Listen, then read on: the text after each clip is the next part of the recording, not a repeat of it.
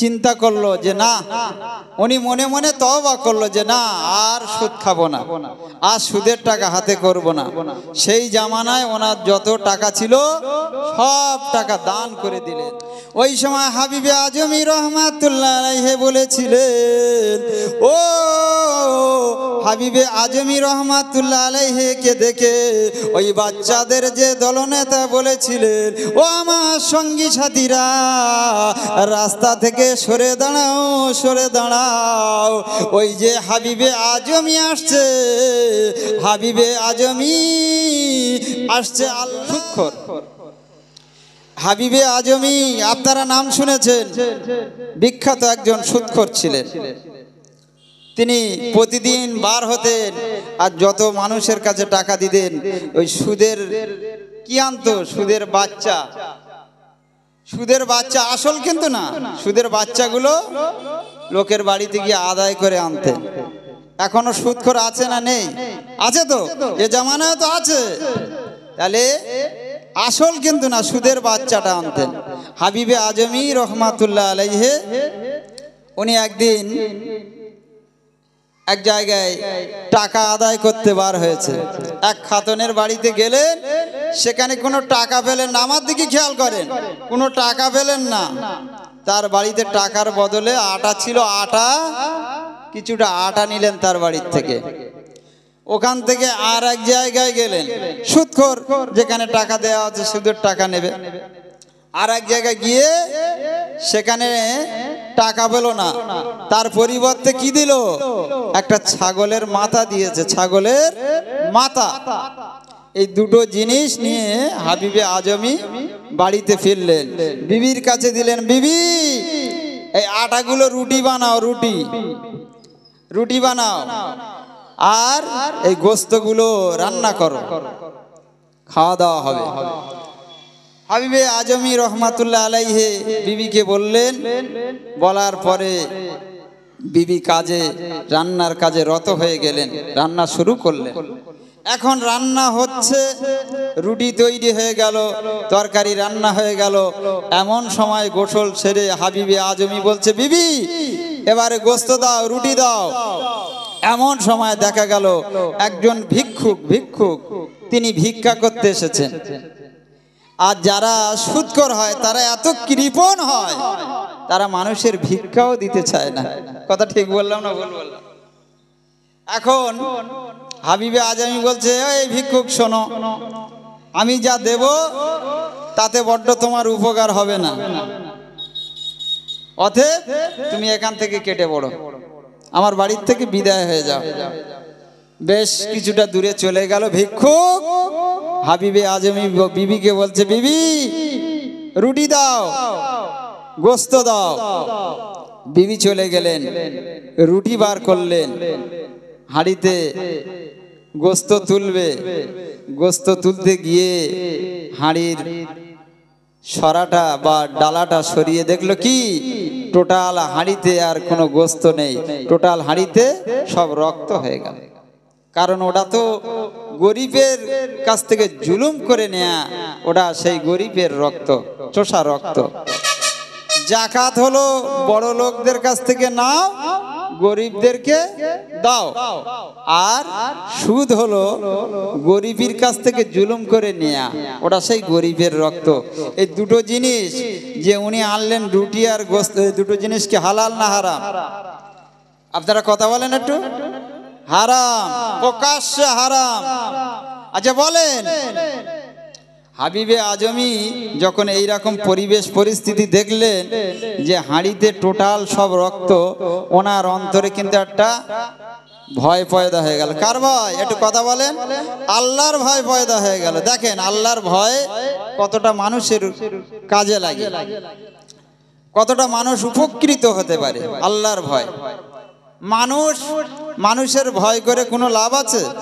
ধরে নাও একটা প্রশাসন সেই রাস্তা দিয়ে চলছে, আমি ওই প্রশাসনের ভয় করে আমি একটা জায়গায় চুরি করতে গেলাম বা একটা অন্যায় কাজে লিপ্ত হতে গেলাম, প্রশাসন দেখলাম, আমি ভয়েতে পিছিয়ে আসলাম।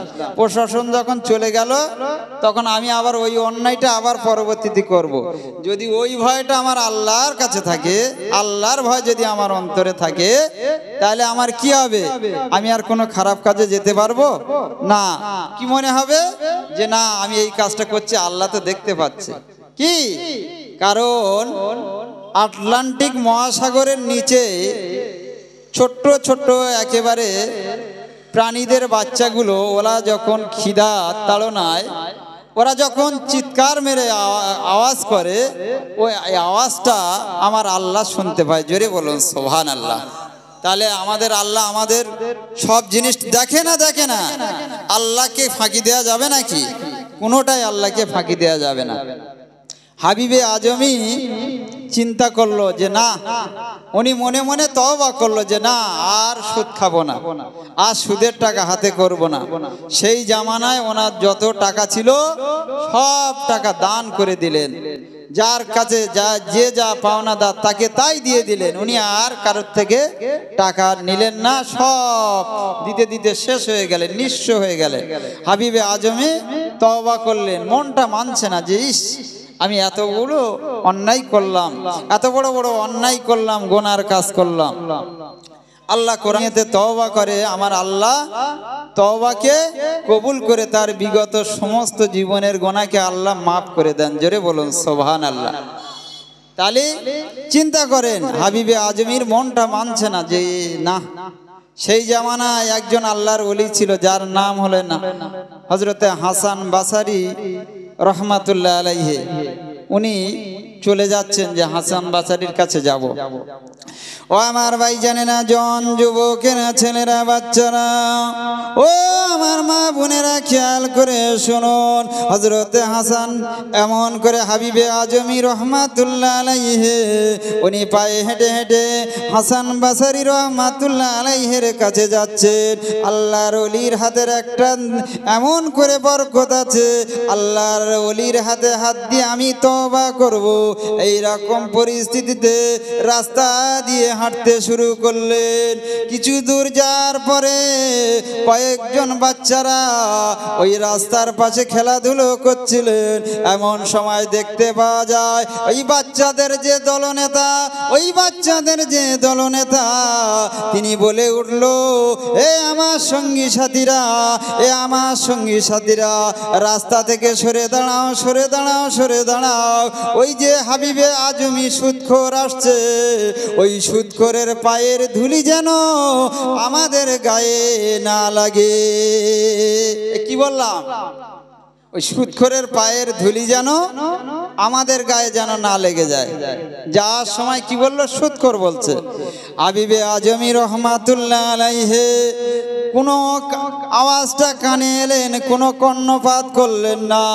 মুখটা বন্ধ করে, মাথাটা নিচু করে হেঁটে হেঁটে হযরত হাসান বাসারি রহমাতুল্লাহ আলাইহির কাছে পৌঁছে গেলেন।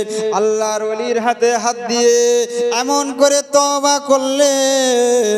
আল্লাহর ওলির হাতে হাত দিয়ে তওবা করে আবার সেই রাস্তা থেকে তখন তিনি ফিরছেন। ফেরার পথে দেখে সেই বাচ্চাগুলো রাস্তার মাঝখানে সেই জায়গায় খেলাধুলো করছে। এমন সময় দেখতে পাওয়া গেল, ওই সময় হাবিবে আজমি রহমাতুল্লাহ আলাইহি বলেছিলেন, ও হাবিবে আজমি রহমাতুল্লাহ আলাইহিকে দেখে ওই বাচ্চাদের যে দলনেতা বলেছিলেন, ও আমার সঙ্গী সাথীরা, রাস্তা থেকে সরে দাঁড়াও, সরে দাঁড়াও। ওই যে হাবিবে আজমি আসছে, হাবিবে আজমি আসছে আল্লাহর ওলি হয়ে। আমরা খেলা করছি, আমাদের পায়ের ধুলি যেন আল্লাহর ওলির গায়ে না লেগে যায়। একটু জোরে জোরে বলুন সুবহানাল্লাহ। তাহলে যাওয়ার সময় যে বাচ্চারা বলল সুদখোর, যে আমাদের হাবিবে আজমির পায়ের ধুলো যেন আমাদের গায়ে না লাগে, ফেরার পথে কি বলল বাচ্চারা? আল্লাহ হাবিবে আজমি আল্লাহর ওলি হয়ে আসছে, আমাদের পায়ের ধুলি যেন আল্লাহর ওলির গায়ে না লেগে যায়। জোরে বলুন সুবহানাল্লাহ। তাহলে আল্লাহর ভয় থাকলে আমাদের জীবন পরিবর্তন হবে বলে মনে হয়।